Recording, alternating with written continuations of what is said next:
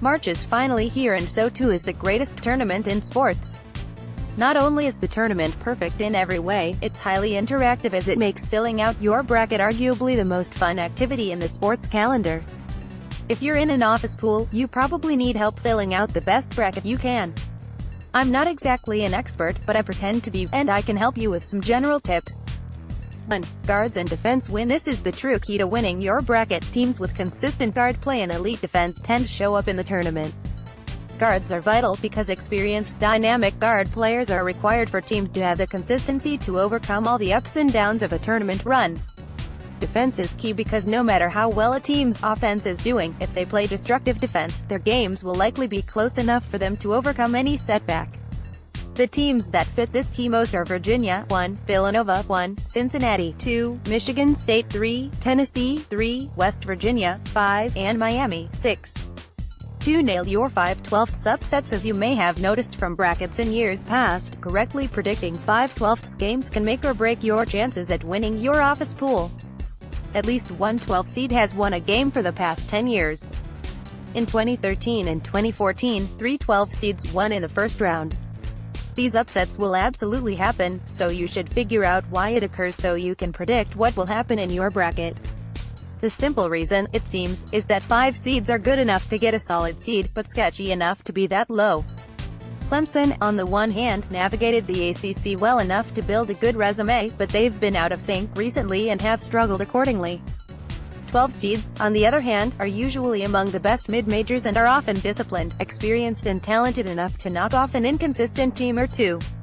Just look at 28-5 New Mexico State, Clemson's opponent, who ran through the WAC thanks to Zach Lofton and Jamario Jones destroying everything in their path. They have big game experience as they have wins over tournament teams Davidson and Miami, plus a near upset of USC.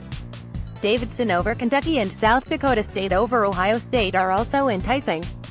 3. Find an underdog and roll with them. There's no fun in picking the higher seed to win every game. If you're just playing the odds and picking the safe bet to bring in that money, you are super lame. It's called March Madness for a reason. Anything can happen and nothing should surprise you. Cinderellas make the sport magical, and it's surreal to adopt them as your favorite team for a weekend or two. If you correctly pick them in your tournament, that would be unforgettable. It's just about impossible to predict who the Cinderella would be, but there are ways to better your odds. The best strategy is to go with a high-powered offense, preferably one with a superstar, because those teams can catch fire and knock off anyone in their way. In this tournament, that would be teams like Florida 6, Rhode Island 7, Seton Hall 8, Oklahoma 10, Providence 10, and New Mexico State 12. Also, maybe Arizona State 11. For Arizona will lose in the Elite Eight. Seeing sweaty Sean Miller lose in the Elite Eight is my favorite college basketball tradition. No matter how close Miller gets, he can never achieve the impossible. He couldn't do it with his best team of Aaron Gordon, Nick Johnson, Rondae Hollis Jefferson and TJ McConnell. If he can't do it with DeAndre Ayton, Alonzo Trier, Parker Jackson Cartwright and Raul Alkins, it's hard to see if Miller will ever break through. No one wants to hear about your bracket. This isn't exactly a tip on how to win your bracket, but it is a tip on how to be bearable for the next 3 weeks. If you pick Michigan to make the Final Four and they lose in the first round, I'm sorry, but no one cares. If you pick that Cinderella and have an incredible time rooting for them, that's cool, but your coworkers can't sympathize with your excitement. It's always difficult to swallow your tongue when there's so much to talk about, but sometimes you have to sacrifice for your community.